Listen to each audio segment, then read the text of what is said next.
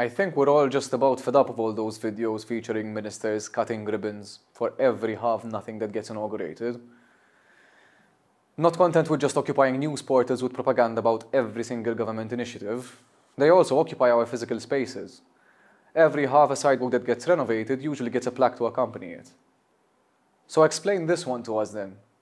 How are you so ready to take credit for every tiny initiative only to then suddenly suffer from amnesia the minute you are held accountable for your actions?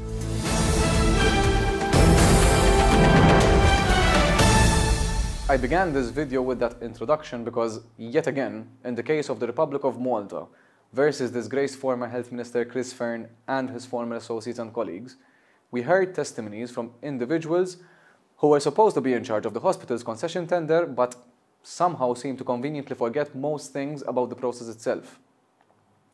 Bear in mind that a lot of these witnesses were in some way involved in this concession, were already subject to other investigations and judicial processes related to this case.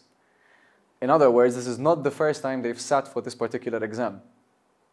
Apart from all of that, there are plenty of international investigations which documented the corruption surrounding the deal in minute detail.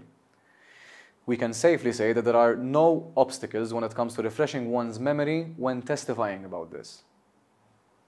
In spite of this, members of the committees which were responsible for processing this tender were not able to answer basic questions about whether they were present for all the meetings they were supposed to attend, who was responsible for which committee, and even who had the last word about the evaluation of the companies which submitted their bids.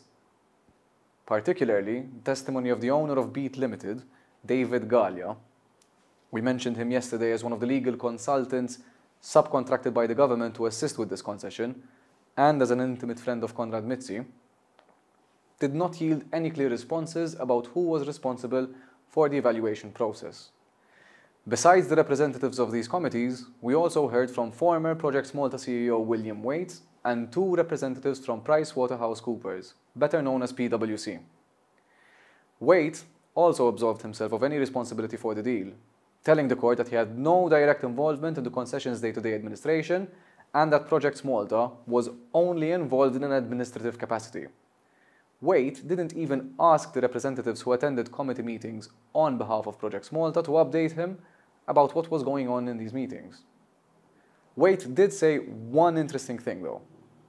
The fact that all the decisions that were taken in relation to this project were subject to the final approval of disgraced former Health Minister Konrad Mizzi and the Cabinet of Ministers which he was a part of.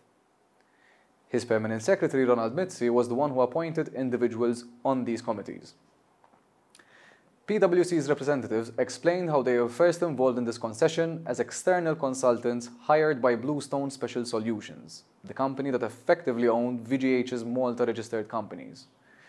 Bluestone approached them to assist with their application for this tender.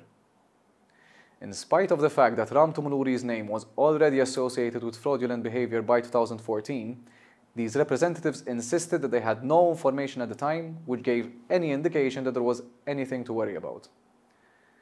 We'll get to know more about this tomorrow, or among many other witnesses, we will likely be hearing from the PwC representative who was specifically tasked with carrying out a risk assessment about VGH's investors. See you tomorrow.